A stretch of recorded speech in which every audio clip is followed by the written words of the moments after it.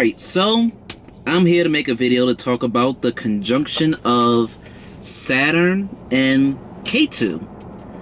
And this is a very interesting conjunction. This is a very sort of a spiritual conjunction. When you first realize that you had this conjunction in your chart, and then you start to become a little bit more familiar with astrology, you might automatically assume or think that this goddamn conjunction is a damn death sentence. But it isn't, even though it might feel like it. You just gotta sort of understand it. You read books on this conjunction, or look at videos, and the main thing that you'll probably commonly hear is that you just have some great karmic debt to pay in this lifetime. And I'm here to break down all that shit for y'all in a simple sense. This will probably be the longest conjunction video I make. But, so let's explain what happens when Saturn and Ketu are conjunct in your chart. One thing to understand is that Ketu, the South Node, is a moksha karga. It wants to give you liberation. It wants to separate you from the material things of this world. Ketu represents your past life experiences, the things you've already experienced and dealt with, and it doesn't want to go and re-experience those things again because it's already done it. And if it has to do it again, it wants to do it in a different, foreign, and extreme sense, in a way that it hasn't done before. Saturn, it represents karma, debt, things that you must experience in doing this lifetime. It makes you pay for stuff. Saturn is a servant. It makes you give yourself to other people. You know, makes you work for other people. Which is why Saturn is also a natural karaka and significator of the 10th house of a career.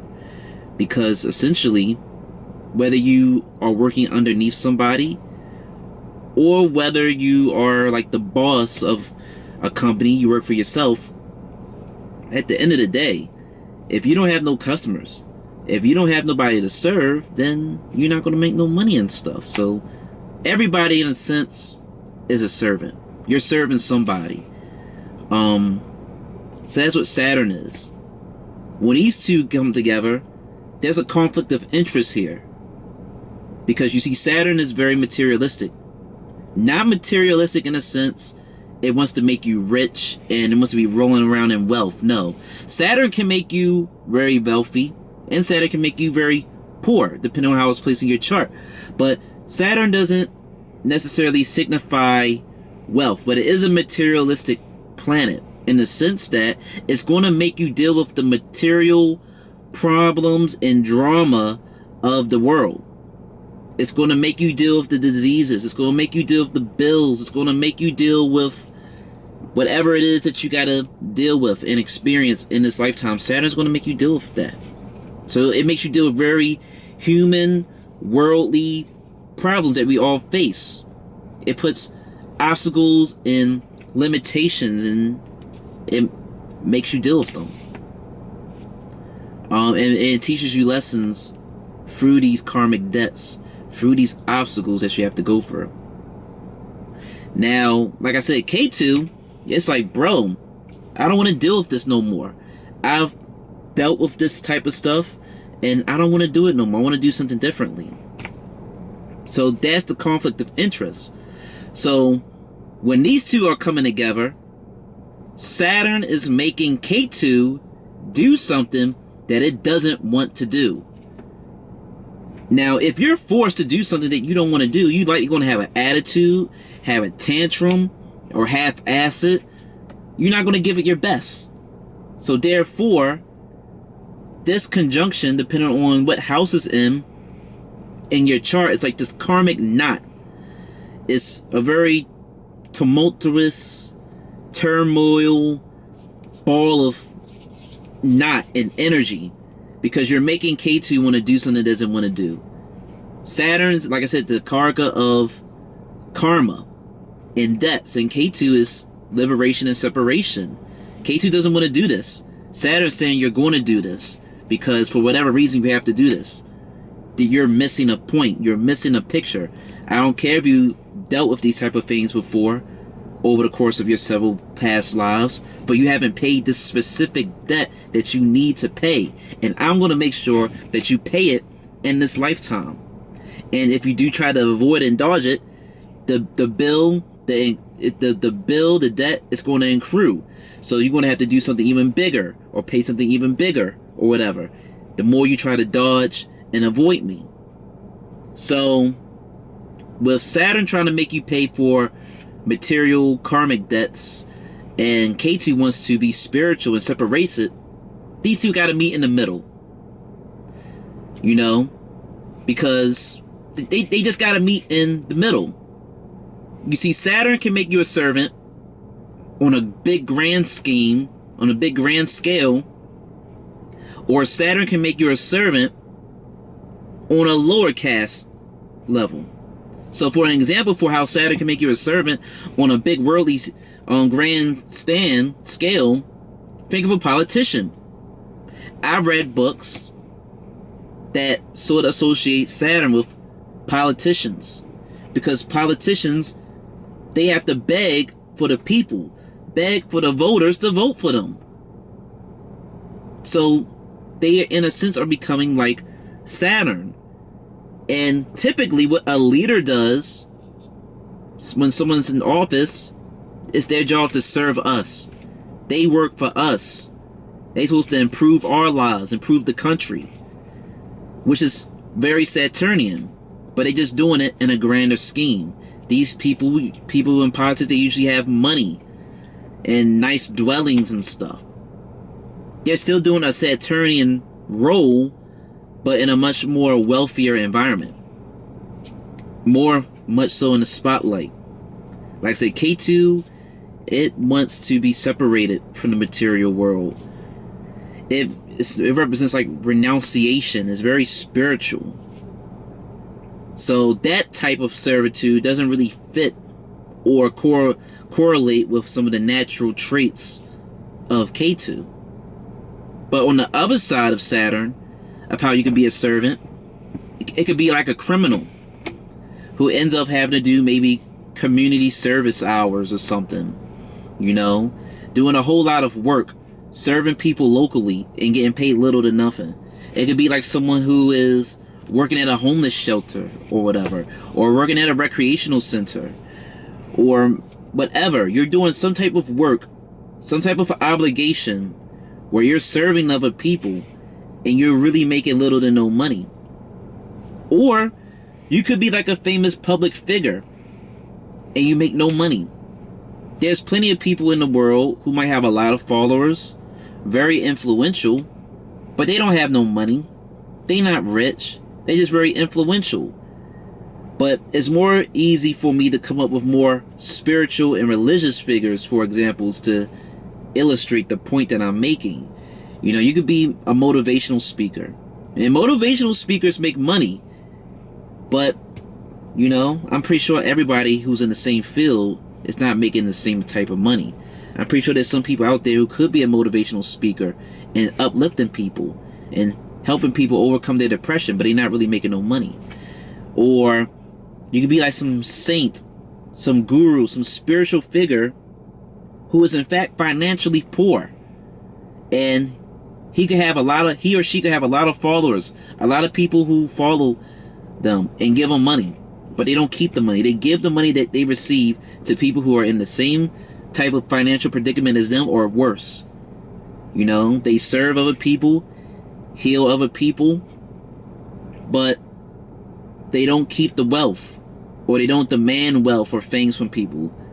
They're very, I don't know, very giving, very Mother Teresa-y like, or whatever.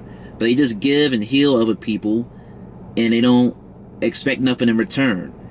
That's sort of very Saturnian on a lower level. They're not rich, they're impactful, they're given to other people, but they're not so caught up in the glitz and glamours of things. Stuff like that is what can happen when Saturn and Ketu come into conjunction, because they're meeting in the middle.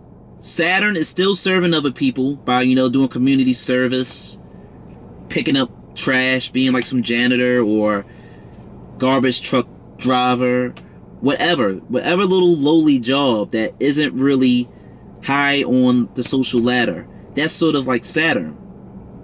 And those type of jobs fit Ketu when they're in conjunction, because these are sort of jobs or positions in life that isn't high on the totem pole, that doesn't have you very much so wrapped up in the glitz and glamours of the material world, but you're still serving.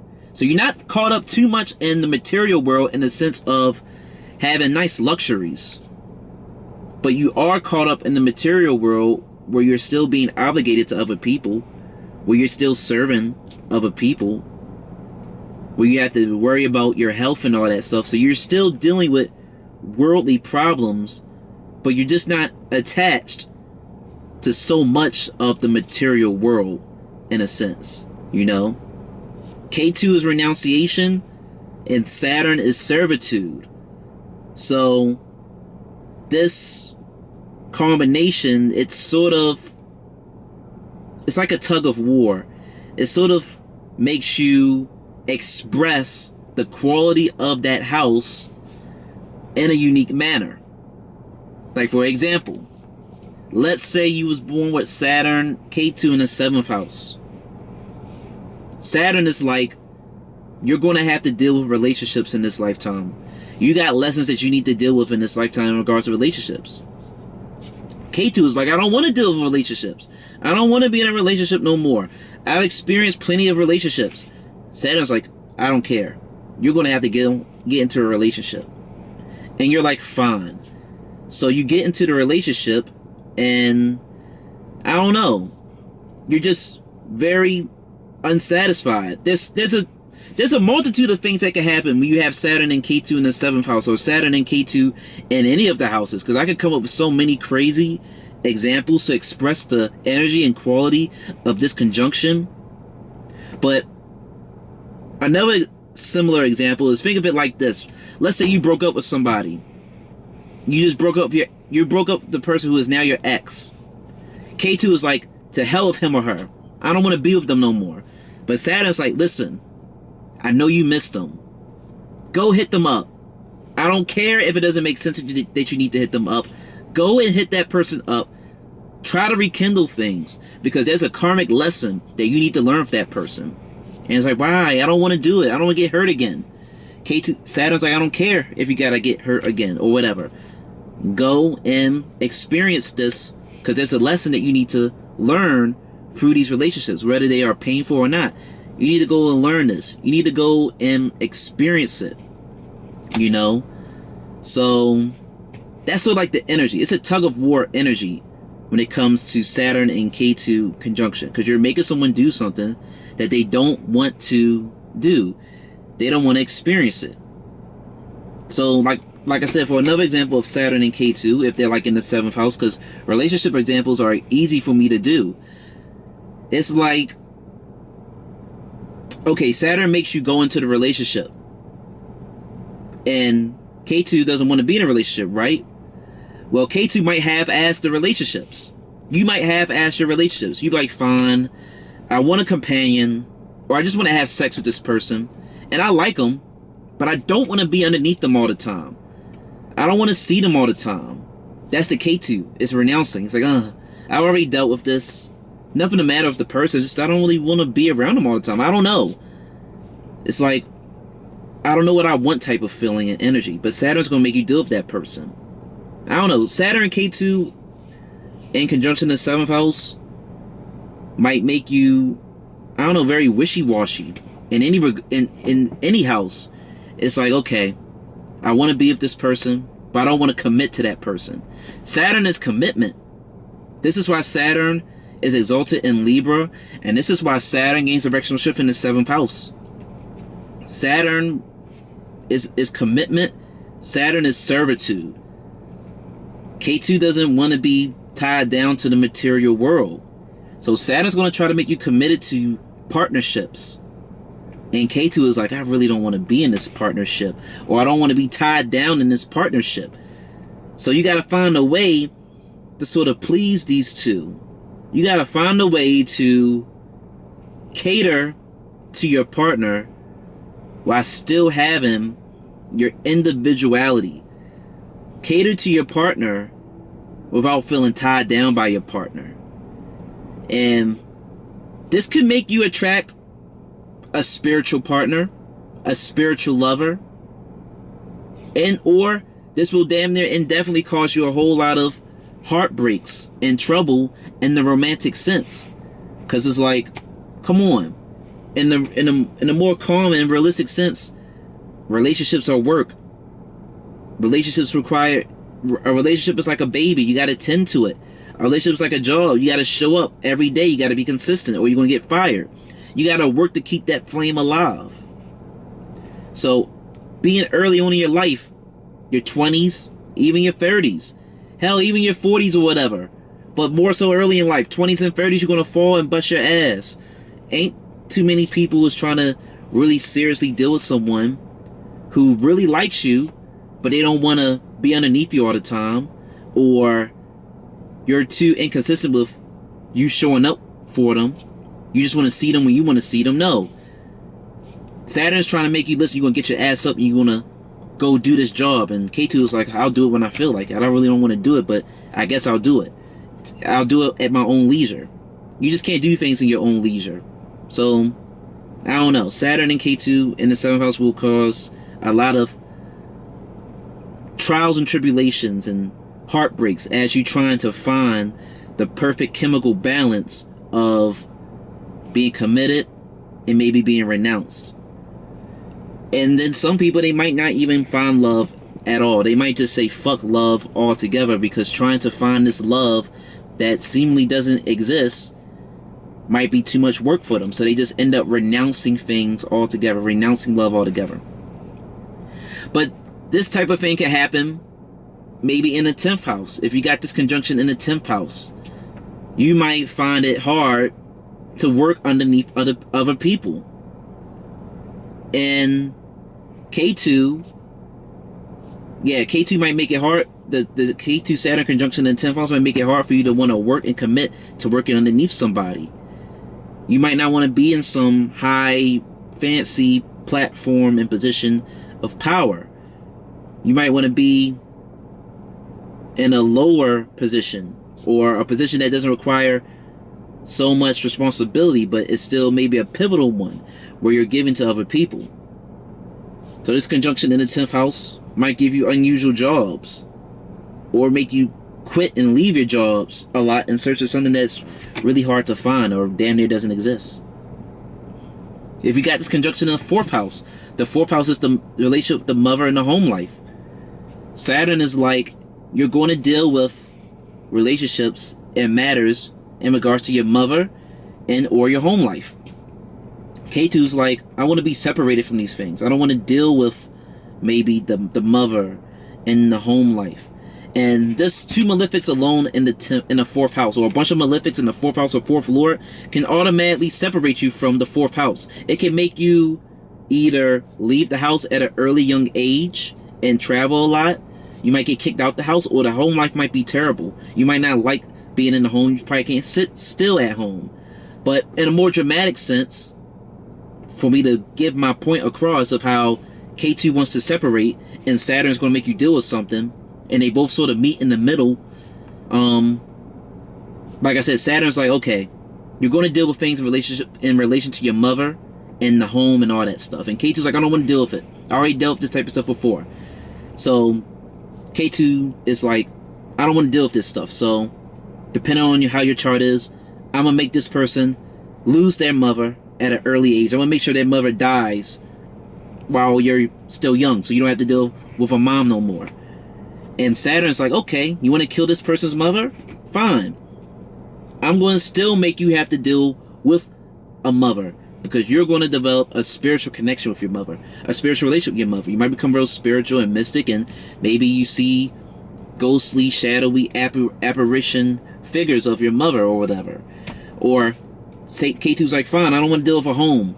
I don't want to deal with the responsibility of having a home. Well, fine. Ketu might make you homeless, and Saturn's like, okay, you might have lost your physical home, But I want to make sure that you realize that this world in general is your home. That you can find home and peace and solace and solitude anywhere in this world and consider it and call it your home. So you see how this conjunction can be very paradoxical? How this conjunction can make you very spiritual, can make you a renunciant. It's making you serve people, but maybe in a spiritual way. It's making you serve people in an orthodox way.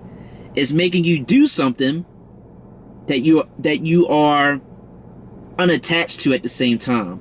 Like a non-profit organization. You're working for other people, but you're not making no profit off of it. Or any wealth that you do make off of this non-profit organization, it goes to another cause. Like, it's like selling Girl Scout cookies or whatever for your school, but you don't get to pocket the money. That money is going to help someone else. That's a Saturn Ketu conjunction. It's like I said, you're in a relationship, but you don't really want to be in a relationship. Or maybe you're just in a relationship just to have kids, just to keep the lineage going. Maybe you're in a relationship because maybe you want a spiritual relationship, and not really much so a sexual relationship. And there's another thing you got to understand about this conjunction. The element naturally associated with Ketu is fire. The planet most closely associated with Ketu is Mars. Saturn, element-wise, is considered to be an airy element. So now you got air and fire coming together, just making the flame bigger. Air can dehydrate you. On a cold winter day, your skin gonna be dry and cracked, your lips gonna be dry and cracked. You're gonna need some Vaseline. So air can dehydrate you. And fire can dehydrate you too. Too much heat isn't good. So with these two planets, the shadow planet Ketu coming together, and the south node, and Saturn coming together, you sort of drying out the significance of that house. You're drying it out. You're burning it down. So it's being twisted and stuff in a sense. And I don't know. It's sort of like, this conjunction is sort of like a tooth fairy. Because think about a tooth fairy. What does a tooth fairy do? Or what is, think about a tooth fairy. Here's an example of a tooth fairy came to my mind. Typically, you lose your tooth, you put your tooth underneath the pillow, you go to sleep, you wake up, and there's $1 underneath your pillow, and your tooth is gone. You don't see the tooth fairy or the person who took that tooth and put the $1 underneath your pillow. You don't see it. It just happens, right? You just wake up and it's there. That's sort of like Ketu and Saturn. They want their actions, they want the results of their actions to be seen, but they don't want to be seen. You don't see the tooth fairy, the quote-unquote tooth fairy, take your tooth and put $1 underneath your pillow. It just happens. They want to serve without being seen or noticed. They just want the work to be done. It's like, I don't know. It's like Santa Claus. A big fat man slides down your chimney. You leave milk and cookies on the table. He drops off presents and then he vanishes. You don't see him. And you don't see him. You don't see what he does. You just see the aftermath. That's sort of Ketu and Saturn. They want to serve other people, but not be seen, not be noticed. Want to be like a ghost. They just want to do this or get what they want to get out of something, but they might not want a lot of spotlight. They might not want a lot of attention. They might not want to get too caught up in the materialistic matters and situations of things. It's a lot of stuff that can play out with Saturn and Ketu conjunction. And there's many ways to assess this. You want to go and look at the dispositor of Ketu. So you want to see the dispositor of Ketu and Rahu, because when you with these conjunctions, because these are shadowy planets, shadowy figures. They don't produce their own light. They're not a physical point.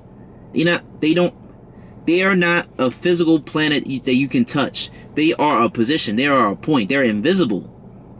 So they absorb and get a whole lot of their qualities and personality from the sign that they're in, from the planet that rules their sign, and from what aspects them. They get their They're like a chameleon. They're like a blank sheet of paper, and they let the world and aspects and conjunctions color their personality. So if the dispositor of, for the sake of this example, let's say that you had Ketu in Aries. That means the planet that rules Aries is Mars. And Mars is in the 10th house, which means it gains directional strength. And let's say that Mars is in the 10th house and is also exalted, which would mean you are Aries ascendant. That means you have Ketu in Aries in the 1st house, Mars in the 10th house in Capricorn exalted. That means that Ketu is going to perform very well, or Ketu is going to feel real comfortable in the sign of Aries because it's dispositor. The planet that rules and controls Aries is in such great condition. Saturn gains directional strength. Mars gains directional strength in the 10th house, and Mars is exalted. So Mars is very strong. So therefore, Ketu feels very great in this sign, and it's not going to do too much of negative damage. But then you just don't stop there. You want to see if the 1st house, you want to see if the house where Ketu and Saturn is in, you want to see if it's hemmed. Meaning, you want to see if there's planets on either side of that house. So you have Ketu in the 1st house, you want to see if there's planets in the 12th or 2nd. And then you want to see if they are benefic or malefic. If you got two malefic planets, if you got malefic planets in the 12th and 2nd from where you have this conjunction, well then they're going to have more, this conjunction is going to give you more of a malefic negative impact. But if they're benefic, it might give you more of a positive karmic debt that you have to pay. You might inherit something, you might gain something, or the loss or whatever that you might experience might not be so extreme. And then you got to pay attention to Saturn. Saturn rules 2 signs. So you got to see what house rulership energy Saturn is bringing with it in this conjunction. And then you want to go see the sign that Ketu and Saturn are in, and just understand those signs. And then you want to see how close this conjunction is. The closer and tighter the conjunctions, the more impactful this conjunction will play a role in your life. And then finally, you want to look at the nakshatra, learn about the deity, seeing who's the nakshatra lord. That'll give you even more information and quality of how is this conjunction playing out in your life. And that's essentially what to expect with the Rahu, with the Ketu Saturn conjunction. I'm just briefly looking at my notes just to make sure that I am not missing anything when I tell you about this video. But no, I didn't miss nothing. That is essentially the Ketu Saturn conjunction.